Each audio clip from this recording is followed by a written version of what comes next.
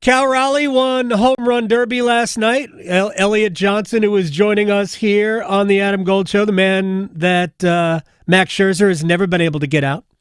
2-for-2 lifetime. I should say 1,000 hitter against Max Scherzer. It sounds so much better. Although, find the lie. So we watched that last night, and we got the All-Star game tonight. And I'm curious your thoughts. Freddie Freeman is going to go there and get an ovation in front of really his home crowd because he's been a Dodger now for 4 seasons, but he's an Atlanta Brave through and through. I just wonder, first of all, what do you think that's going to be like for him tonight? Somewhat of a homecoming to a degree. I think the buyer's remorse is worn off at him, especially after last year. I mean, think about it. The Braves haven't been back to the World Series since they won it when he left, and he just got World Series MVP and got another ring. He made the right decision, even though it was painful. The team is better. The organization is better run. Meaning the Dodgers are better and the Dodgers are better run, right? Yeah, for sure. Okay.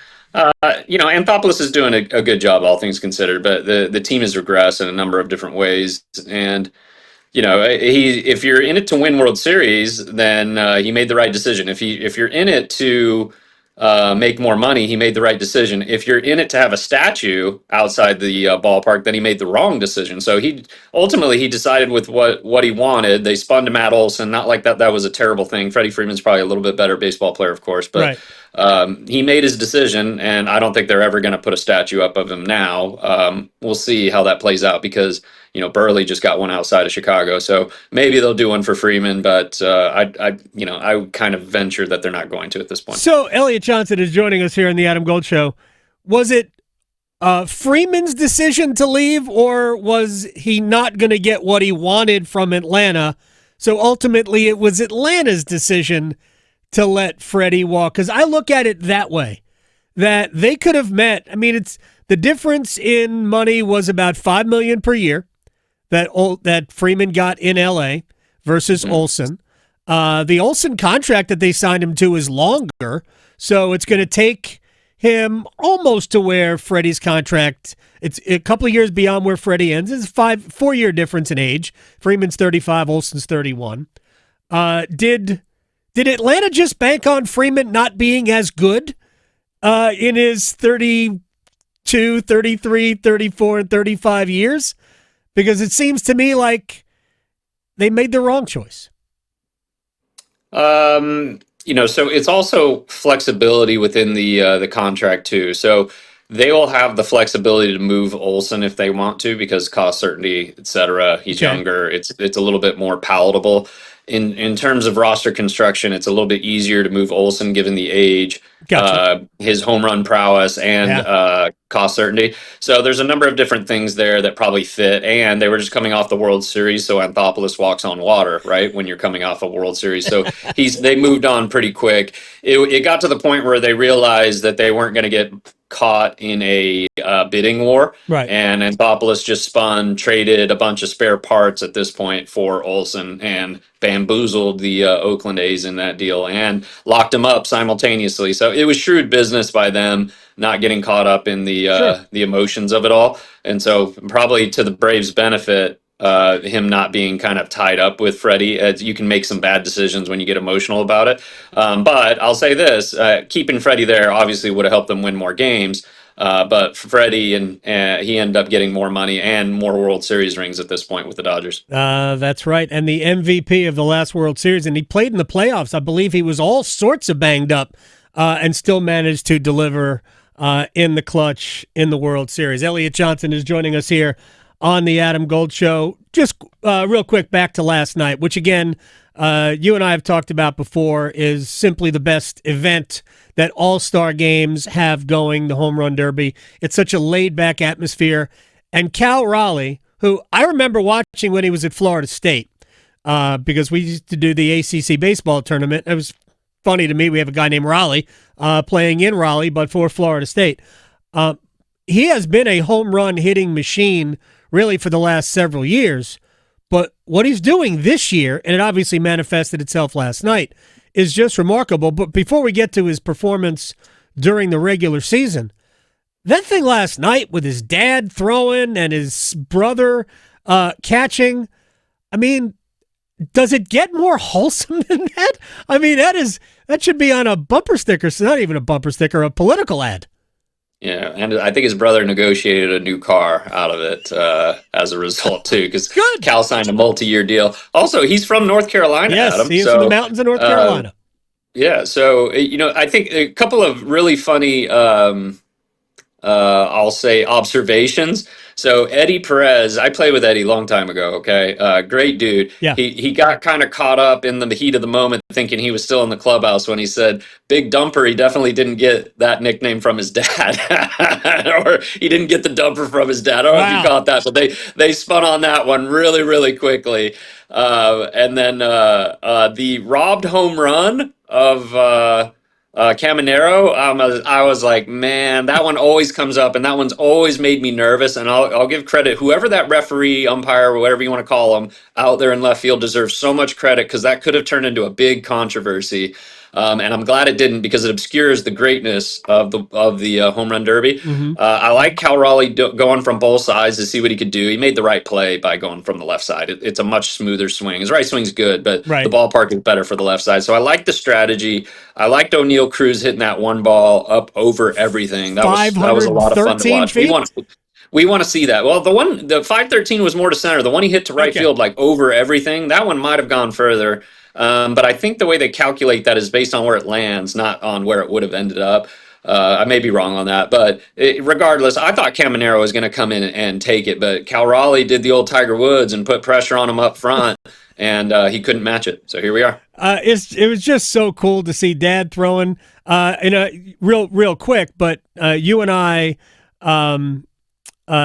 was at an event over the weekend for the draft, and it was just very cool to see parents of big leaguers and to be able to talk to them about pitching to their kids and how, giving up tons of home runs. That's what you're there for, and that's what Cal Raleigh's dad was there for, to give up a whole bunch of home runs. And very cool. Is there a change you would make to the All-Star game, Elliot, or is it just play it? Don't complain about. Like, to me, it's not broke. I just think it's indicative of where we are with regular season baseball as a whole. In that, it's good. It's really good. It's the only All-Star game that in any way, shape, or form resembles a real game. Would you make any changes to it? Well, I like the pride that the guys take. They don't want to get embarrassed by anybody else. I think the coolest news that's come out so far is Max Fried calling Scooble and asking him if he wanted to start it. And the reason why that's good is because a former pride, if you're out there with your pride out there, you're gonna commit to give your best effort, and that's what we want to see, right? Mm-hmm. We don't want guys mailing it in. I understand that there's pitching dynamics that make it a little bit risky. I understand that there's injury dynamics from engaging in a home run derby, and swinging as hard as you can, 100 times or whatever it is. I understand all that, but we need to have enough time for them to recover so that they can get back out there. The biggest struggle is the pitching stuff, Adam, because you can't really get the best guys out there. Right. But keep in mind, that's not a bad thing, because the more action that there is, the more memorable it is, because nobody wants to watch 0-0 up until the end. So it's good to have some offense there. And I'll say this about the home run derby. Like, I thought Caminero was going to make it really close at the end. The only way it would have been better or more dramatic is if Olson had won and had the home crowd behind him. It would have been a lot more people rooting for him. And then Cal Raleigh or Caminero, whomever on the other side could have played the villain. That would have made it a lot more dramatic and memorable. But I'll still take it. It was still really outstanding. I don't know if I'd make a whole lot of changes to the All-Star game other than making sure that they wear their team's uniform. I think they should be doing that. Yeah, and look, they wore different jerseys yesterday, so my guess is that tonight they probably will wear, but they probably tonight. An All-Star game that you from no, the one that the most right now is Torrey Hunter robbing Barry Bonds. home run in Milwaukee. And the celebration after that, which was very cool. That was so much. Loved it. Those are the ones that I remember a lot. You know, Sammy Sosa, Frank was pretty cool. But in terms of games, that's what stands out immediately is Torrey Hunter robbing a home run, because you think about it, like what they tell you, don't get hurt, but Right. you got to go up and scale the wall and go bring that back. I mean, and Torrey, one of the best ever, by the way. I've got stories for you on Torrey another time, but we loved watching him play and doing the Superman in the Metrodome as many times as he did. He was a tremendous outfielder, and I do remember that moment. I mean, I have a few, but certainly I actually saw it on TV the other day. Pedro Martinez striking out the first 5 batters he faced. I believe the 99 All-Star game. It was in Boston as well. And for my money, the best pitcher I ever saw. The best pitcher I ever saw was Pedro Martinez. That he had about a 7-year stretch where he was miles better than anybody else. Hard to argue. He was one of the first guys throwing righty-righty changeups. Yeah. Not to mention he threw 95 with run, had a bending breaking ball that used to get guys to buckle all the time. He had so many weapons, and he wasn't afraid to throw. He'd scare you by throwing up and in, and he made that rivalry with the Yankees so much fun. So he was great for the game. He was a great competitor, and we miss him. Yeah, he spent a couple of years with the Mets. By the time he got to the Mets, he had no fastball left, but he did not change his approach. He just came at you with 90, 91, but worked a lot of his changeup, and he was still really good until he got hurt. All right, real quick before I let Elliot Johnson go, Rays up for sale, $1.7 billion. I don't know what they were bought for. 10 years ago? It was like $200 million or something to that effect. 300. Yeah. Even so. So a 500% appreciation? Whatever that, how does that math work? You're smarter than me. 600% appreciation on your investment if it's roughly $300 million. What does that tell us about the business of baseball and maybe certain teams not trying? So I'll say this about Stu, great owner, by the way, first of all, and really cared. He would always bring his kids onto the yard, and Stuart they were good Sternberg kids. is who you're talking about, yeah. Yeah, I mean, he did a good job, all things considered, but he still owned it to make money, okay? Right. So I think he was willing to, I'll say this, at least he was willing to get creative to put a winner on the field every single year. Made decisions quickly when the team wasn't, but they found a strategy to be able to be competitive all the time, day in, day out. I think he's gotten frustrated with the stadium situation. He doesn't want to be a part of it. He's ready to move on. It's fine.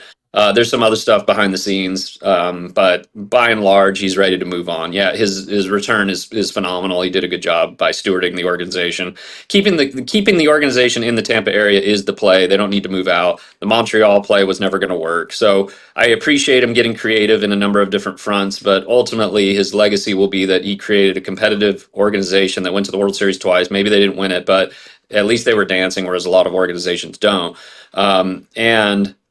They do need to try to find a way to get it in Tampa and make it easier for people to get there to be able to watch it. But we'll see how that plays out. So hopefully their MLB gets more involved and can start to steward that a little bit differently. But the new organization comes in. Hopefully they can manage things in an intelligent way by also investing on the roster at the same time. But they have tall tasks going up against the Yankees and Red Sox every year. No question, especially since the Yankees and Red Sox are home teams in their stadium every single season, as are the Mets or the Cubs whenever they go down there. Should Major League Baseball expand back to Montreal? No, they had their shot. They had their time in the sun. Nashville, and then there needs to be obviously Raleigh would be wonderful, Adam, but I don't know if that's ever going to happen. Would you consider Mexico? I think Nashville's in. Would you consider a place in Mexico, Monterrey, Mexico City?